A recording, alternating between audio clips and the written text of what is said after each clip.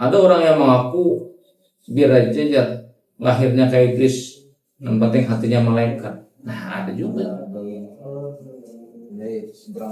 Ada juga orang yang ketika kesendirian dia taat kepada Allah, tapi bila tak kawan pulang ke kawanan bahar ini, umpat pulangnya. Atau sebaliknya, bila bakawan, rajin beribadah, rajin bermaulidan, rajin ke pengajian, tapi ketika kesendirian, maka ada sesuatu maksiat yang dilakukan.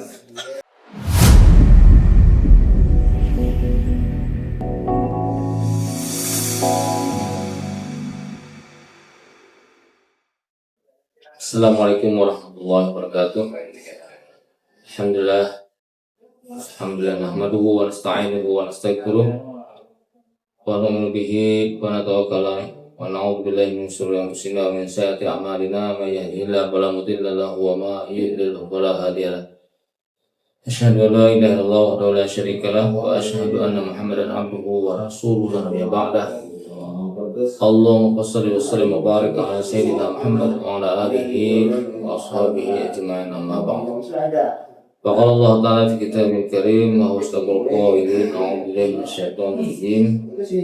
Ya ayyuhalladzina amanu taqullaha haqqa tuqatih wa la tamutunna illa wa antum muslimun. Qala Nabi sallallahu alaihi wasallam, may yuridillahu bi khairan yufaqihu fid din atau Rasul sallallahu alaihi wasallam. Pemirsa rahimakumullah, bersyukur kita senantiasa kepada Allah. Salam kita aturkan kepada kita Nabi Muhammad sallallahu alaihi wasallam, kepada keluarga, sahabat, kerabat, pengikut serta umat beliau ila yaumil qiyamah. Pemirsa rahimakumullah,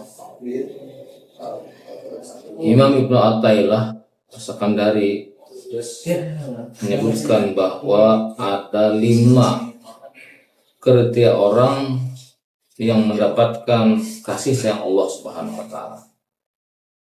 Orang yang menjadi kekasih Allah Subhanahu wa taala. Yang pertama adalah takwa kepada Allah, lahir dan batin, sendiri ataupun di tengah, kurang banyak. Yang kedua, mengamalkan sunnah Rasulullah SAW.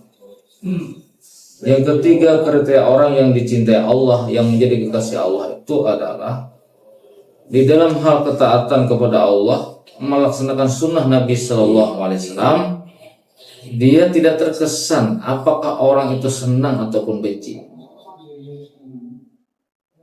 Kalau bahasa Banjarnya kada terpengaruh lah orang. Yang keempat, orang yang menjadi kekasih Allah itu adalah ridho terhadap segala hukum dan ketetapan Allah Subhanahu wa taala. Dan yang kelima adalah mengembalikan segala sesuatu yang telah terjadi, sedang terjadi kepada Allah Subhanahu wa taala. Pemirsa rahimakumullah, yang pertama tadi adalah takwa kepada Allah, lahir dan batin, sendiri ataupun di tengah umum. Kenapa harus demikian? Karena ada saja orang yang lahirnya seperti orang yang taat, tetapi batinnya tidak, ya kan? Ada tujuan-tujuan lain. Atau sebaliknya, ada orang yang mengaku biar aja lahirnya kayak iblis, yang penting hatinya malaikat. Nah, ada juga. Ada juga orang yang ketika kesendirian dia taat kepada Allah, tapi bila tak kawan pulang ke kawanan bahar ini, umpat pulangnya. Atau sebaliknya, bila bakawan, rajin beribadah, rajin bermaulidan, rajin ke pengajian, tapi ketika kesendirian, maka ada sesuatu maksiat yang dilakukan. Maka benteng takwa yang diinginkan itu adalah lahir dan batin, sendiri ataupun di tengah. Maka orang yang demikian itu sebagaimana firman Allah, innallaha yuhibbul muttaqin. Sesungguhnya Allah mencintai orang-orang yang takwa. Apabila ini kita lakukan, maka keberkahan itu akan kita dapatkan. Allah berfirman dalam Al-Quran, a'udzubillahi minasyaitonir rajim, walau an ahlul qura amanu wa taqaw la fatahna 'alaihim barakatim minas samai wal ardh. Dan seandainya ahli negeri, kampung atau karya beriman dan bertakwa kepada Allah, maka Allah curahkan keberkahan dari langit dan Allah akan keluarkan berkah dari bumi. Bahkan orang yang takwa pun masalah-masalahnya Allah selesaikan. Sebagaimana firman Allah dalam Al-Qur'an, "A'udzubillahi minasyaitonir rajim. Wa may yattaqillaha yaj'al lahu makhraja." Dan barang siapa bertakwa kepada Allah, maka Allah akan berikan jalan keluar yakni dari berbagai masalah. Dan orang yang takwa juga akan ditinggalkan Allah derajatnya. Sebagaimana Allah, "A'udzubillahi minasyaitonir rajim. Inna akramakum 'indallahi atqakum." Sesungguhnya orang yang paling mulia di antara kalian di sisi Allah adalah orang yang paling takwa di antara kalian. Nah, maka untuk jalan takwa ini para ulama menjelaskan ada rintitan yang perlu kita lakukan. Di dalam Tufatul Ghibbi minimal ada 9 wasiat orang itu akan mudah untuk mencapai ketakwaan kepada Allah Subhanahu wa taala. Yang pertama adalah dia taubat kepada Allah. Sebab apabila kita melakukan dosa, dosa itulah yang akan menghalangi untuk kita mentaati Allah Subhanahu wa taala. Yang kedua adalah qanaah, yakni redha terhadap rezeki yang Allah berikan dalam kita.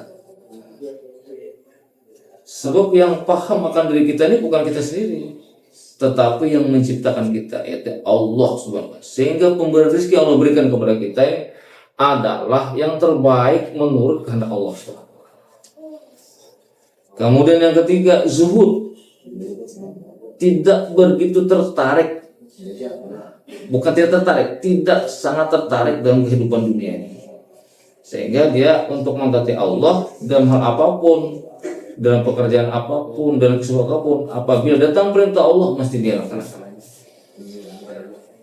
Kemudian yang keempat itu adalah al-muhafazatu ala sunan. Orang yang mudah takwa kepada Allah itu adalah orang yang memelihara sunnah Nabi Sallallahu Alaihi Wasallam. Kemudian yang kelima, bagaimana memudahkan orang taat kepada Allah adalah ta'allumul ilmi syar'i, suka rajin duduk di majelis-majelis ilmu agama. Ada minimal ilmu tauhid, fikih dan tasawuf. Kemudian yang keenam, supaya mudah taat kepada Allah yaitu tawakal kepada Allah Subhanahu wa taala. Apa yang dilakukan ikhtiarnya maksimal, sisanya serahkan kepada Allah Subhanahu wa taala. Kemudian yang ketujuh, orang yang dimudahkan menjadi kekasih Allah dan taat kepada Allah itu adalah orang yang ikhlas. Karena semua amal yang banyak kita lakukan tanpa keikhlasan tidak ada nilainya di sisi Allah Subhanahu wa taala. Kemudian yang ke-8 ya, wasiat yang ke-8 untuk mudah takwa kepada Allah ini adalah namanya uzlah. Apa itu uzlah? Menghindari, menjauhi tempat dan keadaan maksiat. Kemudian yang terakhir untuk mudah takwa kepada Allah adalah hifzul awqat, memelihara waktu, atau disebut sekarang ini manajemen waktu. Jadi kita ada waktu-waktu kita untuk keluarga, waktu-waktu kita ibadah, waktu kita yang tak santai. Kalau tidak kita luangkan waktu kita, kalau tidak atur waktu kita, maka tidak ada celah dalam kehidupan kita untuk bisa mentaati Allah Subhanahu wa taala. Ini yang pertama ya. Orang kekasih Allah tadi, orang takwa kepada Allah Subhanahu wa taala. Amalnya bagaimana? Amalnya bisa dengan dibagi kepada 4 bagian. Yang pertama, suka berkhidmat kepada orang lain, diri sendiri juga. Yang kedua adalah rajin beribadah dan berzikir kepada Allah. Yang ketiga amalnya adalah ta'lim wa ta'allum, yakni kalau dia tidak mengajar dia belajar. Kemudian yang keempat adalah sering mudah mengamalkan kita untuk mengajak orang taat kepada Allah Subhanahu wa taala. Pendengar pemirsa rahimakumullah. Kemudian yang kedua tadi untuk menjadi kekasih Allah adalah mengamalkan sunnah Rasulullah SAW dalam setiap aspek kehidupan dia. Ada yang bagi sunnah ini adalah qauliyah, fi'liyah, takririah. Ada yang nambah yang 4. Itu dalam hal ilmu hadis, tapi dalam praktiknya ulama mengatakan ada 3. Pertama ada sunnah sirah, surah, sirah dan sarirah. Surah itu postur Nabi dari ujung rambut sampai bagaimana kehidupan dengan Rasulullah SAW dalam hal postur Nabi, pakaian Nabi. Kemudian surah, selanjutnya sirah, perjalanan hidup Nabi, bagaimana kehidupan Nabi dari bangun tidur sampai tidur kembali. Kemudian sarirah adalah pikir dan risau bagi Rasulullah SAW. Ini kita amalkan dalam kehidupan kita sehari-hari. Allah berfirman dalam Al-Quran, "A'udzubillahi minasyaitonir rajim.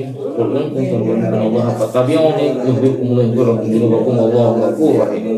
Katakanlah wahai kekasih Muhammad, jika kalian mencintai Allah, fattabi'uni, maka ikutilah aku, yuhibbukumullahu wa yaghfir lakum. Niscaya pasti akan dicintai Allah, dosa-dosa kalian akan diampuni oleh Allah. Allahu ghafurur rahim, dan Allah pengampun lagi maha penyayang. Terus Nabi mengatakan, "Man ahya sunnati wa ahabbani wa man ahabbani kana ma'i fil jannah." Barang siapa menghidupkan sunnahku, Nabi katakan berarti cinta kepadaku, dan barang siapa cinta kepadaku, ia masuk surga bersamaku. Pemirsa rahimakumullah, yang ketiga, tidak terkesan atas pujian dan celaan orang lain. Kemudian ini sering terjadi karena dicela dia berhenti beramal, karena dipuji dia lupa datar. Jangan sampai terjadi demikian. Yang keempat adalah redha terhadap hukum dan ketetapan Allah Subhanahu wa taala. Kadang-kadang keadaan alam lingkungan ini menyebabkan kita nih datangnya perintah Allah, datangnya waktu sholat, datangnya Ramadan, kita mengeluh. Padahal itu adalah tujuan Allah untuk kebaikan kehidupan kita. Dan terakhir, ya, mengembalikan segala sesuatu yang telah terjadi, sedang terjadi kepada Allah. Yang telah terjadi 2 saja, yaitu apa? Banyak taat atau banyak maksiat. Kalau banyak taat istiqomah, dan kalau banyak maksiat adalah taubat kepada Allah. Yang terjadi saat ini, yang sedang terjadi, lapang dan sempit. Kalau kita lapang, sehat, ya kan, ada kemudahan dalam kehidupan, rezeki yang cukup, kita bersyukur kepada Allah. La in syakartum la azidanakum wa in kafartum min adzabil sadid. Maka Allah tambah. Dan kalau kita dalam keadaan sempit, ya kan, ada masalah kesehatan dan sebagainya, maka kita sabar. Maka dengan sabar itu kita akan sampai kepada Allah. Innallaha ma'as sabirin. Sesungguhnya Allah serta bersama orang yang sabar. Nah, demikian para masyarakat, sekedar sekampur siri yang dapat saya sampaikan. Ada benar dari Allah, setelah kurang pribadi, dan kita ampun. Assalamualaikum warahmatullahi wabarakatuh. Ayo sekolah ke As-Sanabil.